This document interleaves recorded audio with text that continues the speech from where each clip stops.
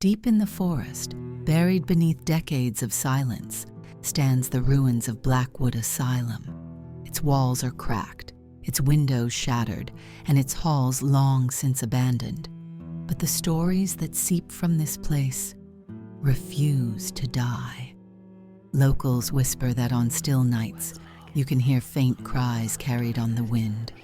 Some say it's just the creaking of old wood. Others believe it's the voices of the damned, trapped forever inside.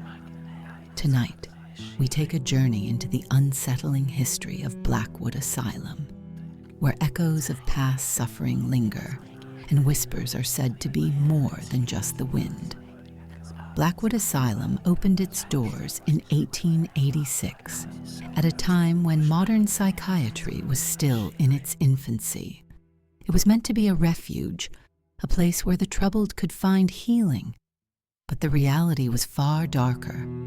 The asylum was built for 200 patients. Within 10 years, it held over 600. The overcrowding was unbearable. Patients slept in hallways, basements, even storage closets. Reports from surviving records speak of neglect and abuse.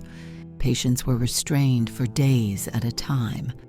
Electroshock therapy was used not as treatment, but as punishment. Lobotomies were performed in makeshift operating rooms with crude tools and little anesthesia. The staff wrote about constant screaming. Night after night, wails of agony echoed down the halls. And then came the whispers. Nurses in night shifts claimed to hear voices in the walls, soft at first, like someone calling from the distance. The voices weren't always clear, but they repeated names. Sometimes the names of staff, sometimes the names of patients who had already died. In 1894, Dr. Richard Hollingsworth, one of the asylum's senior physicians, kept a private journal. One entry reads, "The voices began again tonight. They know things they should not know. They call to me in the voice of my mother, though she has been dead these 20 years. They say they want us to listen. They say they want us to obey other staff members. Began reporting strange incidents, keys vanishing from locked desks, cold spots so intense they caused visible frost on the walls, patients speaking in languages they never learned, and always the whispers." Some patients began covering their ears, screaming that the voices would not stop. Others said the whispers promised freedom, if only they would do as they asked. The darkest night in Blackwood's history came in November 1937. A fire broke out in the east wing of the asylum. To this day, no one knows how it started.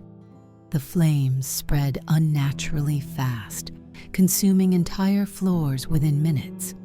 Witnesses outside claim they heard screams long after the fire had burned through, screams that didn't sound human. Survivors told conflicting stories. Some swore that whispers guided them out of the building, showing them hidden doors and safe paths. Others said the same whispers lured victims deeper into the fire, promising safety only to lead them to their deaths. Dozens perished that night, but firefighters later said the strangest thing of all was the smell. Not just smoke, but sulfur.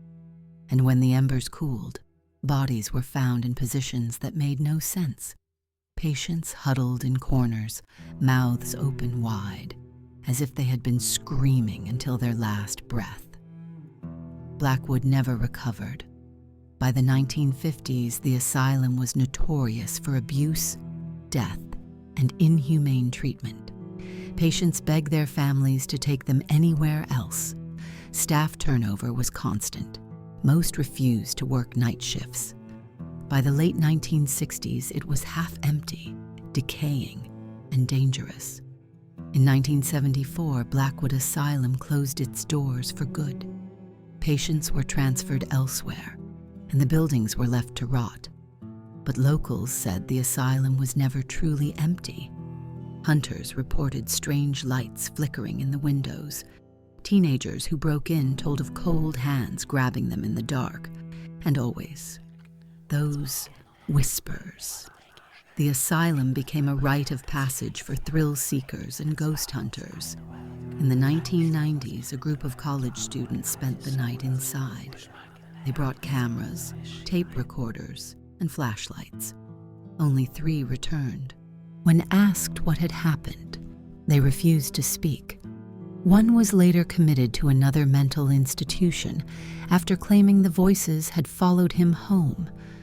Paranormal investigators caught chilling evidence, recordings filled with whispers, repeating names of people present, chains dragging across empty hallways, doors slamming shut with no one near them. In 2012, a well-known urban explorer named Daniel Hayes disappeared inside the asylum. His camera was later found, smashed near the basement stairs. The last recording on the device was chilling, overlapping voices whispering his name again and again, until he screamed, and the audio cut to static. Daniel was never found. Blackwood Asylum remains abandoned, its walls crumbling, slowly reclaimed by nature. But the legends continue. Locals insist that if you stand by the rusted front gates at exactly 3:13 a.m., you'll hear whispers calling your name. Some say they're the voices of lost patients. Others believe they are something much older, something that fed on the suffering inside Blackwood for nearly a century, and perhaps still does.